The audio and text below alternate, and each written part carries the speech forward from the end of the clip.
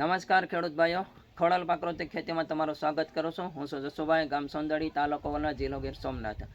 આમ તો આપણે અલગ અલગ પ્રાકૃતિક ખેતીના વિડીયો બનાવતા રહેલા છે અને પ્રાકૃતિક ખેતીની વાતો કરતા રહેલા છે કે પ્રાકૃતિક ખેતીના અલગ અલગ આયામો જે આવે છે તે આયામોની તમને સ્ટેપ બાય સ્ટેપ વિડીયોમાં વાત કરો છો કે પ્રાકૃતિક ખેતીના આયામોની જો તમને વાત કરો તો જીવામૃત, ઘન જીવામૃત, બીજામૃત, આચ્છાદન, વાપસા અને સહજીવી પાક કે મિશ્ર પાક પદ્ધતિ. જો આનો આપણે વ્યવસ્થિત આપણા ખેતરમાં સ્ટેપ બાય સ્ટેપ કે જેમ ઉપયોગ કરીશું તો પ્રાકૃતિક ખેતી તરફ આપણે 100% તેમાં આપણને સફળતા મળશે. અને પ્રાકૃતિક ખેતી હું ઘણા વર્ષથી કરું છું, ત્યાર પછી જ આપણે ખેડૂતોને આપણે વિડીયો બનાવીને તેને માહિતી આપીએ છીએ કે અલગ અલગ પ્રાકૃતિક ખેતીના જો આપણા ખેતરમાં ઉપયોગ કરીશું અને વ્યવસ્થિત સારી રીતે જો તેનો ઉપયોગ કરીશું તો આપણને 100% તેમાં સફળતા મળશે. તો પ્રાકૃતિક ખેતીમાં આજે તમને જે વાત કરવા જાઉં છું કે આજ હવેથી આપણે ઉનાળાની શરૂઆત થઈ ગઈ છે.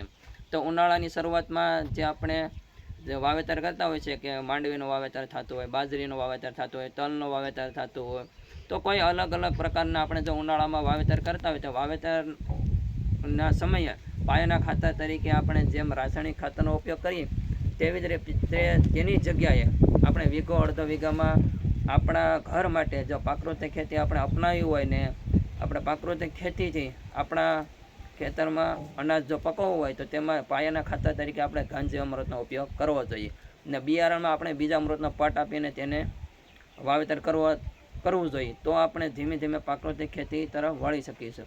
તો આજે તમને જે અલગ અલગ આયામો છે તેની વાત કરું ને તે આયામોને તમને બતાવો કે આ રીતે ઘન જીવામૃત હોય છે, જીવામૃત હોય છે ને અલગ અલગ અસ્ત્રો પણ આપણે બનાવેલા છે તે પણ તેને બતાવીને તેમની તમને વાત કરું છું. તો આપણે જોઈએ આપણે ઘન જીવામૃત આપણી પાસે ઓલરેડી તૈયાર છે તે જોઈશું. હવે આપણે ખેડૂત ભાઈઓ, આ ઓલરેડી ઘન જીવામૃત આપણે તૈયાર કરેલું છે. જો આ ઘન જીવામૃત બનાવવાનો જો તમને સ્ટોકમાં વાત કરું તો આ ઘન જીવામૃત આપણે ગાયનું ગોબર હોય છે તેને સાયણે સૂકવી દીધું હતું. સાયણે સૂકવીને ત્યાર પછી તેને આપણે પાથરી દીધેલો હતો.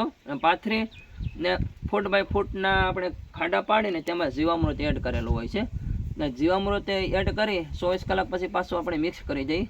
ત્યાર પછી સેમ પ્રોસેસ આથી 2 થી 3 વખત આવી રીતે પ્રોસેસ કરી ને 48 કલાક કે ત્યાર પછી આપણે તેનો ઉપયોગ કરી શકીએ. તો ઓલરેડી આ ઘન જીવામૃત આપણી પાસે તૈયાર થઈ ગયેલો હોય છે. આપણે આમ વારંવાર સાંભળતા હોય કે ખેતરમાં 17 તત્વોની જરૂર પડે, 17 તત્વોની ઉણપ હોય છે. તો આ 17 તત્વો આ ઘન જીવામૃતમાંથી આપણને મળી જાય છે. તો આ ઘન જીવામૃતનો જો તમે તમારા ખેતરમાં ઉપયોગ કરશો પાયાના ખાતર તરીકે વાવેતર સમયે તો આ ઘન જીવામૃતમાંથી 17 તત્વોની ધીમે ધીમે ઉણપ આપણે પૂર્તિ કરી શકીશું. તો ખેડૂત ભાઈઓ, તમે પણ ઘન જીવામૃત અપનાવો. હવે હું તમને વાત કરું છું અલગ અલગ અસ્ત્રો જે આપણે બનાવેલા છે તે હું તમને બતાવું છું. ખેડૂત ભાઈઓ, જો આ અલગ અલગ આપણે અસ્ત્રો બનાવેલા છે, આ બોટલો આપણે ભરેલી છે કે આ તમને જો વાત કરું તો આ ઘન જીવામૃતને પેકિંગ કરેલા છે 1 કિલોના છે. તો કોઈ ખેડૂત ભાઈને એમ થાય કે મારે નાનો એવો છોડ છે, 1 છોડ 2 છોડ કે કોઈ ઘેરે કાંઈ નાને એવું શાકભાજી ઉગાડતા હોય થોડું ઘણું તો 1 કિલો 2 કિલો 5 કિલો લઈ શકે છે. અને ખેતરમાં ઉપયોગ કરવા માટે તો આપણે ઘણી વધારે આપણે ઘન જીવામૃતની જરૂર પડતી હોય છે. જેમ આપણને ઓર્ડર મળે તેમ આપણે વેચાણ પણ કરીએ છીએ. પછી તમે જુઓ આ નિમાસ્ત્ર છે ઓલરેડી તૈયાર કરેલું છે, નિમાસ્ત્ર બનાવેલું છે, બ્રહ્માસ્ત્ર બનાવેલું છે, અગ્નિ અસ્ત્ર બનાવેલું છે, 10 પરણી અર્ક બનાવેલું છે. આ આપણે અસ્ત્રો શા માટે તે બનાવવા પડે કે આપણે જે હાલમાં જે આપણી પાક ઊભા હોય છે તે પાકમાં રોગ જીવાતના નિયંત્રણ માટે આ અસ્ત્રોનો આપણે ઉપયોગ કરી શકીએ છીએ. અને કોઈને બગીચા હોય, કલમો હોય છે, નાળિયેરી હોય છે, જમરૂખડી હોય છે, દાડમડી હોય છે કે જે આ બગીચામાં જે રોગ જીવાત આવે તેમાં અસ્ત્રોનો આપણે ઉપયોગ કરીએ તો આપણને તેમાં રિઝલ્ટ મળે છે. તો લીટરની બોટલમાં, 2 લીટરની બોટલમાં, 5 લીટરની બોટલમાં આપણે અવેલેબલ છે કે આ મને સરકાર તરફથી જે BRC સેન્ટર મળેલું છે તો BRC સેન્ટરના માધ્યમથી મારા ખેતરમાં બધો ઉપયોગ કરું છું.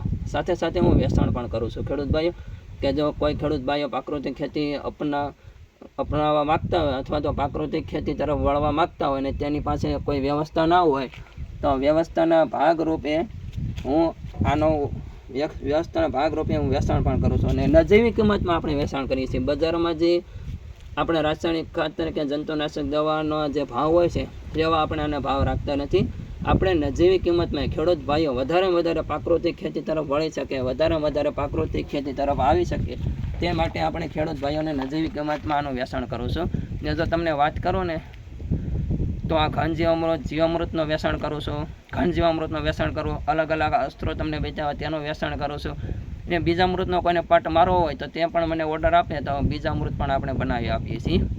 તો આજે ખેડૂત ભાઈઓ એટલા માટે જ આપણે વિડીયો બનાવ્યો છે કે આજથી આપણે એક નવી ચેનલ શરૂઆત કરી છે કે આપણે ઓલરેડી યુટ્યુબમાં ચેનલ તો છે જ, પણ તે ચેનલમાં જ આપણે વિડીયો આજે મૂકીશું. શા માટે કે કોઈ ખેડૂત ભાઈને આ વિડીયો વારંવાર જોવો હોય અથવા તો વિડીયોના માધ્યમથી તેને ઉપયોગ કરવો હોય તો આ વિડીયો આપણે ફરી વખત આપણો વિડીયો તે યુટ્યુબના માધ્યમથી જોઈ શકે છે. અને તે ચેનલનું નામ છે ખોડલ પ્રાકૃતિક ફાર્મ. તો આ ચેનલને તમે સબસ્ક્રાઈબર કરી લેજો, લાઇક કરજો અને શેર કરજો. અને આજથી હું આ બધો જે વિડીયો પ્રાકૃતિક ખેતીના બનાવું છું તે યુટ્યુબના ચેનલ માધ્યમથી તમને જોવા મળશે. ખેડૂત ભાઈઓ, જો તમે આ આયામોની વાત કરી તે આયામોનો જો તમને ઉપયોગ કરવા માગતા હોય ને તેને તમારે ખરીદી કરવી હોય તો મારો સંપર્ક કરી શકો છો. મારો મોબાઈલ નંબર છે 81 410 94 84.